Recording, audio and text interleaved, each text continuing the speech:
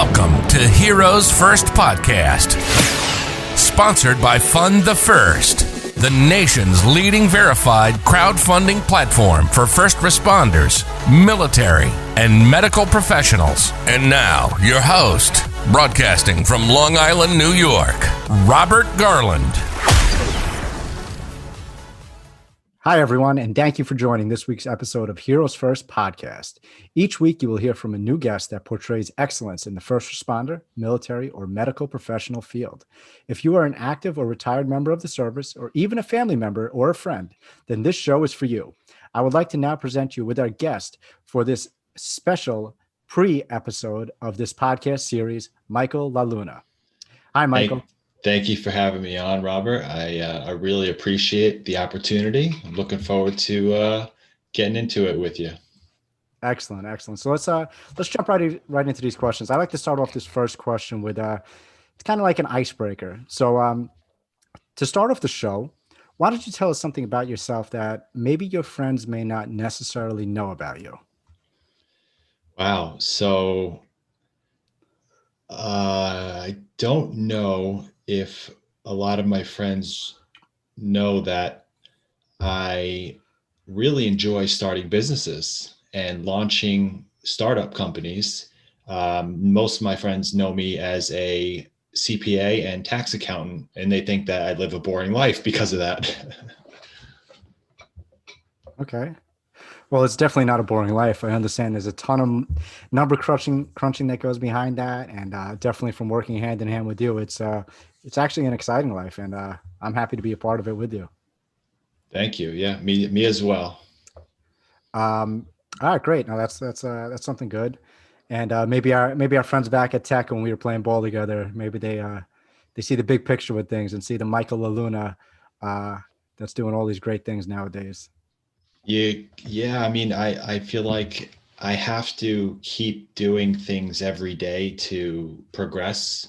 And not that, I'm a workaholic or anything like that, but I enjoy and have a passion for starting new things and starting new businesses and ventures and learning and educating myself. And honestly, the only TV shows I'll watch are educational TV shows. Like I'm taking a lot of master classes these days. And I told you about one the other day. Gordon Ramsay's got this really great cooking masterclass. So I'm always trying to educate myself. I did an economics masterclass. So I like to learn and not waste my time sitting on the couch watching television, unless it's with family. We're, trying to sit down and watch a movie, but I just don't like wasting time. I feel like if I'm sitting there watching even like an NFL game, which I used to, I feel like that's a waste of time for 3 hours to watch the Giants play football. Who cares? I don't find it to be enjoyable any longer. I've had that stage of my life where it was, but I'd rather do something else and fill a void during that time slot and do something that I feel is productive. So. No, you're right. You're right. Being productive with your life and, instead of sitting those hours on the couch watching football and doing something that's meaningful in your life is definitely more important. But let's get into your business professional career in a second. I just want to ask you a quick question because this show is really focusing on Fund the First, right? We're bringing a lot of people that are involved with Fund the First.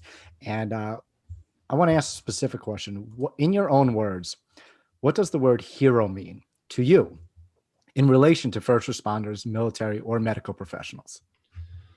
So a hero to me means that person will act and do something for somebody else without looking for something in return and without being asked to do so. And they will go headfirst into the fire or down a dark alley and not be afraid of not be afraid of failing, not even, risking their life is what first responders do every day. But if I relate it to a business person, because that's who I am, I would say, take it straight on and don't be afraid to fail. So people in the business world can be heroes if you think about it that way. But more importantly, this is about first responders. So I think, that kind of sums it up.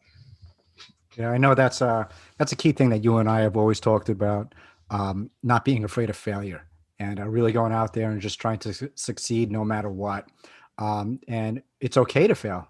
I mean, you know this. We failed how many times in our lives, and whether it be with baseball, business life, anything it is, we failed, and you learn from your failures, and that's the only way that you excel in life. You have to fail. If you're always succeeding, you're never going to know, how much better you could possibly be at something.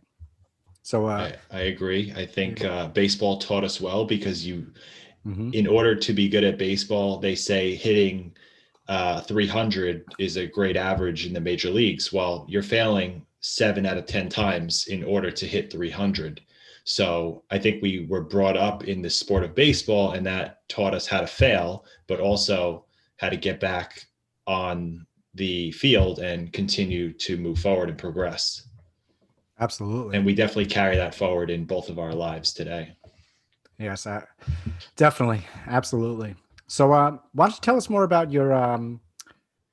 uh, your career as a business professional? Sure. So after playing minor league baseball for 3 years, I had to put my accounting degree to good use because my dreams of becoming a professional baseball ended.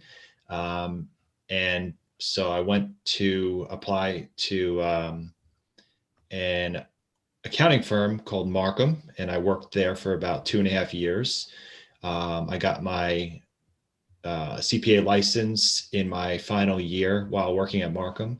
And then in 2013, I was asked to partner with my father-in-law at his accounting practice, which he had for over 35 years.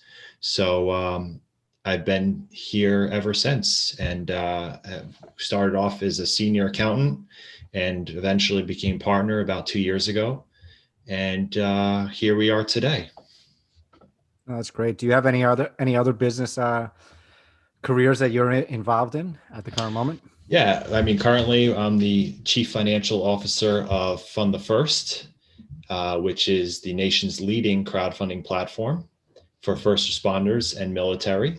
And I am also the chief financial officer for a startup in the sports industry called RoboSport Technologies, which develops hardware and software equipment for baseball players and athletes in their respective sports. And that one's interesting. That one's got about 6 or 7 patents now, which has been really cool. So understanding how to go about the process of getting patents, working with my partner, Sal LaDuca, it's been an incredible experience to understand how to take something and grow it to having all these wonderful patents and ideas. So what a journey. And again, along the way with Fund the First, we've been at it for about a year now. And we've learned so much in this short amount of time. Oh yeah, I mean, there's so many different aspects of business. I mean, especially as a CFO, but I've learned so much as a CEO from you. It's really been incredible. And especially with equity, learning different things about equity, raising money, and how you could really excel your business and talking to different people and networking. So no, it's great. It's definitely great what you're doing, and I hope RoboSport really takes off. That was something I remember you told me about. Oh man, 10 years ago, and I was like, oh, let's pitch this to the little league that my dad runs, which I was just actually my position was changed. I was the AED director, and I was changed to the director of technology now. Wow. So you're ready to buy some tech. Yeah. So I'm going to revamp their websites and hopefully their communications and a lot of things. It's going to take them a little time because they're not, all of them aren't necessarily computer savvy with all that kind of stuff, but they're willing to do it. So it's going to be nice. And it's definitely going to upgrade the little league, which is one of the largest little leagues in the nation. So it'll be nice. They're lucky to have you doing that because I couldn't think of anybody that would do it better over there. Thank you. So with your business life and everything you've gone through with your career, we've all faced obstacles. What obstacles have led you to make the decisions you have in your life? Um, Obstacles that have come up in my life, definitely taking the CPA exam was a major obstacle for me. And that was one of the biggest things I wanted to achieve in my accounting career, because you're, kind of reaching that peak level in your industry if you get that CPA license. So that was one of the hardest things I had to deal with, working full time, having a daughter who was 1 at the time and studying for about a year and a half to pass all 4 parts. That just set me back, I feel like, in many different ways. But I'm fortunate enough to have, grinded through and came out with a license at the end of the day. So that was definitely one of the hardest things I had to deal with. Okay. And then, in order to move forward with your career, what challenges do you face and how do you plan to overcome them and continue to strive for success? Well, in the accounting world, you constantly have to stay up to date on the latest and greatest tax laws. And when you're in a small firm like mine, you kind of got to educate yourself and take courses and keep reading and understanding the new law. And this year there were 2 major bills that passed through our government, and knowing the in and outs of those laws in order to advise my clients, it's a challenge that we have to stay on top of as a small firm. So one of our biggest seminars is coming up next week, and I'm looking forward to understanding all these wonderful tax law changes so people can take advantage of our services. Good. That's good. So, what's really in your life? I mean, not only business, but baseball, with children, with everything. What's the biggest lesson that you've learned and that you could tell our listeners about? Um, One thing I always try to do is continue to push through and grind it out. And if you can't figure it out, go look it up, self-educate, read books. If you aren't learning, you're not growing, because there's so much information out there, and people will be left in the dust at the end of the day, because technology moves so fast that we need to educate ourselves and stay on top of it, because today's great idea may be obsolete in a year from now. And if you don't know how to deal with the change, you're going to lose. And I don't like losing. No one likes losing. No one likes losing. No, that's good. That's a good lesson. So here's a fun one. So I know what mine is, but I don't want to repeat myself on every single episode with this. But if you had one superpower, what would that be? And then also, what's your kryptonite? Listen, not everyone has an invincible superpower. There's got to be a superpower, and you got to have a kryptonite. What is it? Oh, superpower. And put yourself, let's use yourself, make believe you were a first responder. So, I mean, if you were to be a first responder, what would you want to be? Or military medical professional, which one would you choose? I mean, I just think that the guys that go through Navy SEAL training are just the most fit and mentally tough guys in the world. And I could picture myself going through that training and coming out alive, I hope. And that's that's what I would want to have try and achieved, made the SEAL team in the Navy. So I think that's who I would want to be as a first responder. So now if you were a SEAL, what would your superpower be? I think that my superpower would be being able to fly, because I feel like jumping out of airplanes and helicopters is what Navy SEALs do a lot. And having the ability to fly and, swoop down and save somebody's life, that just makes sense to me. No, yeah. But then what would be your kryptonite though? What would stop you?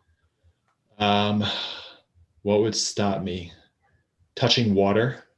I almost spit out my tea. Because I think Navy SEALs probably are such strong swimmers, but the training that they have to do in the water is so intense that I would fear drowning. So I would want to fly and just stay away from the water and not have to jump into the water ever again after having to tread water for hours upon hours in training. So not touching water would be great. That's good. So next thing I'm going to ask is, I love Simon Sinek, great quotes, very influential person. There's a lot of people that I live by with different quotes, but what's your favorite quote? What do you live by? Everybody has one specific quote. I mean, you see here, I got tattoos of quotes all over me, but these are quotes that I live by. If you were to, let's say, get a tattoo of a quote, or something for our listeners, what is something that you live by? Don't stop believing. Journey. All right. Yep. Just because it makes sense to me and how I try to live my life. I always believe I can do something. And growing up, I played probably 8 different sports. And when I got to high school and middle school, I was playing every season, driving my parents crazy. And, I believed I could be good in all those sports. So I carried that with me all my life through Little League, through volleyball, through football, through golf, through soccer, lacrosse, baseball, you name it, I played it. And racquetball, I could go play racquetball, believe it or not. If you wanted to play me, would whoop your butt. That's a weird sport, but nobody knows that I used to play racquetball and was pretty good at it. But I just believed I could do it. I know we play ping pong. I would love to play you in real life. I heard you're pretty good. Digitally. Yeah, digitally on the Quest 2. But I love ping pong. I could play that because I grew up playing that with a bunch of good friends of mine. And I just believe I could do it all. And sometimes that's a problem. So that's like my kryptonite. If you think about it, like it's a superpower that I believe I could do it all, but it's also a kryptonite because I try to take all this stuff on that I think I could do, and it becomes a lot. But I enjoy having a busy life. Yeah, I mean, keeping yourself busy is not a bad thing. Yeah, and I definitely understand where you're coming from with that. So before we go, I want to add something, but before I add that in, we'll talk a little bit about some New York Tech back in college. But is there anything else that you want to add and share with our audience? Maybe your social media pages for RoboSport, Crown Prince, your CPA office. If you want to put that information out there for our viewers. Sure. Well, RoboSport Technologies is the name of the startup that I'm involved with, and we are developing the world's first robotic batting tee. And that's got about 7 patents. And we actually got into VR and AR technology. So you'd be wearing a headset one day and hitting off of this batting tee. So the headset would show a virtual pitcher, a virtual ball, and then all of a sudden our tee syncs up and you hit a live ball off the tee, replicating timing. So that's a cool product, hopefully coming out in the next year or so.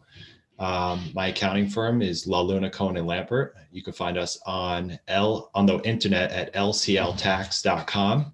We're gearing up for a very busy tax season, but virtual tax season, mind you. So we won't be seeing any people in our offices due to the pandemic, but we are here to take on your tax problems. And yeah, that's all for now. All right, good. No, that's great.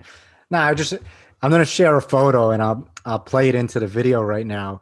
But it's of you and I believe it was senior year, and we're just making this silly face where we look back at each other in the dugout. Oh man, I love that photo. Yeah. I know exactly what you're talking about. Yeah. I'll put that photo in right now. That was a fun time. I mean, listen, to be able to play college baseball together and always keep in touch, but never really, we weren't that tight over the years, but we kept in touch. Yeah, I was only down the block. What's wrong with you? Yeah, I know.